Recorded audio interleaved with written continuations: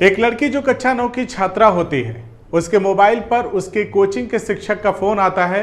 वो शिक्षक उस लड़की से कहता है कि तुम्हारा कोर्स कंप्लीट नहीं है, एक काम करो, तुम कोचिंग पर आ जाओ, मैं तुम्हारा कोर्स कंप्लीट करवा देता हूं।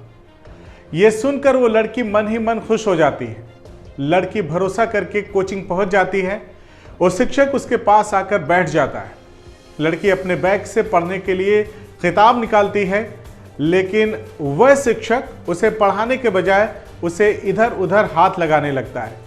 इस पर वो लड़की कहती है कि सर, ये आप क्या कर रहे हैं? क्या आपने मुझे इसीलिए बुलाया है? इस पर वो वहशी शिक्षक कहता है कि मेरी बात मान जाओ, मैं तुम्हें ऐसा पढ़ाऊंगा कि तुम पढ़ाई में सबसे अव्वल रहोगी, सबसे आगे रहोगी। बस जैसा मैं कहता हूं वैसा करते जाओ। उस लड़की को कुछ भी समझ में नहीं आता कि आखिर कैसे वह इस वहशी के चंगुल से बचे। तभी वो कहती है कि सर, मुझे वॉशरूम जाना है, मुझे जाने दो, फिर आती हूं, फिर देखते हैं कि क्या किया जा सकता है।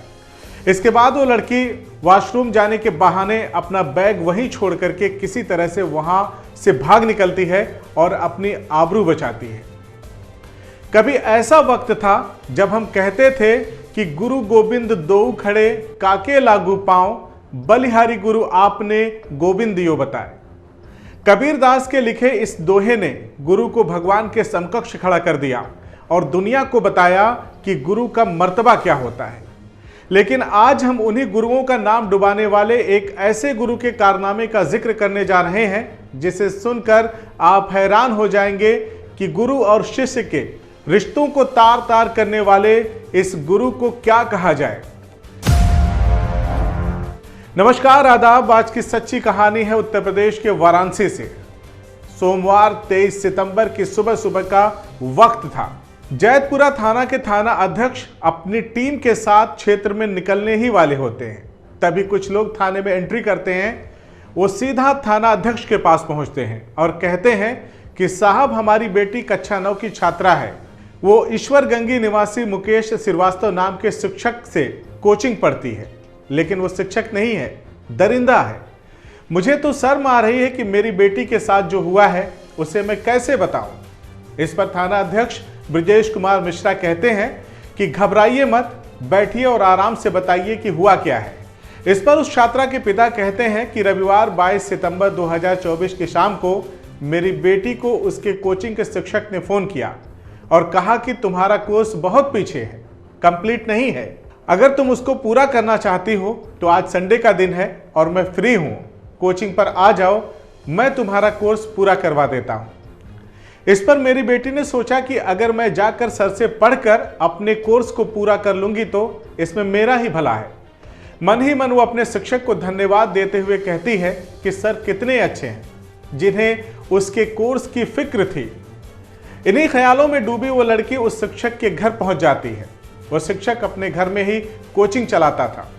क्योंकि रविवार का दिन होने के नाते कोचिंग बंद थी, इसीलिए लड़की को वह शिक्षक घर में बुलाता है। घर के अंदर जाने के बाद वह लड़की को बैठने के लिए कहता है। लड़की इधर उधर देखती है, लेकिन उसे घर पर कोई भी दिखाई नहीं देता। फिर वो लड़की अपने बैग से बुक निकालती है, लेकिन कुछ ही देर में उसके साथ वहां पर कुछ ऐसा होने लगता है जिसकी कल्पना भी उसने नहीं की थी। वह शिक्षक उस लड़की के करीब बैठकर इधर उधर की बातें करने लगता है, उसे इधर उधर छूने लगता है, उससे छेड़खानी शुरू कर देता है। वह उसके साथ अश्लील हरकतें करने लगता है। इस पर लड़की ने विरोध करना शुरू किया, तब भी वो वहशी नहीं माना। इसके बाद लड़की किसी तरह वॉशरूम जाने का बहाना बनाती है और वहां से भाग निकलती है और सीधा अपने घर पहुंचकर अपने घर वालों से अपनी आप बीती बताती है। पूरा घटनाक्रम बताकर लड़की के पिता कहते हैं कि साहब, इससे पहले कि वह वहशी शिक्षक भाग जाए, आप उसे गिरफ्तार कर लीजिए। एहतियातन थाना अध्यक्ष पीड़ित लड़की से भी घटना के विषय में जानकारी लेते हैं, तो वह लड़की उन्हें बताती है कि हाल ही में उसने वहां कक्षा 9 की कोचिंग में दाखिला लिया था और पढ़ने जाना शुरू किया था। रविवार की शाम मुकेश सर का मेरे नंबर पर फोन आता है और वो कहते हैं कि तुम्हारा कोर्स कंप्लीट नहीं है, कोचिंग आ जाओ, तुम्हारा कोर्स कंप्लीट करवा दो। मैं जब वहां पहुंची तो मेरे साथ बहुत ही गंदा व्यवहार उन्होंने किया। इस पर पुलिस इंस्पेक्टर कहते हैं कि घबराओ मत, तुम्हारे साथ जिसने भी ये हरकत की है वो बचेगा नहीं, उसे जेल की सलाखों के पीछे जाना ही होगा। इसके बाद पुलिस संबंधित धाराओं में मुकदमा दर्ज करती है और आरोपी को गिरफ्तार करने निकल जाती है। पुलिस कोचिंग संचालक के घर पहुंचती है और उसे गिरफ्तार करके जेल भेज देती है, जहां अब वह अपने गुनाहों की सजा भुगतेगा और अपनी किस्मत को कोसेगा कि मैंने ऐसा किया ही क्यों।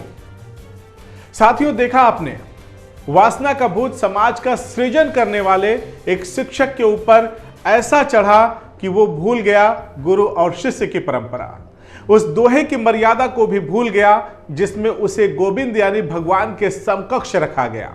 वो तो भला हो उस लड़की का जिसने अपनी मर्यादा को तार तार होने से बचा लिया। आज की ये सच्ची कहानी आपको कैसी लगी हमें कमेंट करके जरूर बताइएगा। बाकी अपराधों की ऐसी अनकही और सच्ची दास्तान को देखने और सुनने के लिए देखते रहिए बदलेगा भारत। जय हिंद।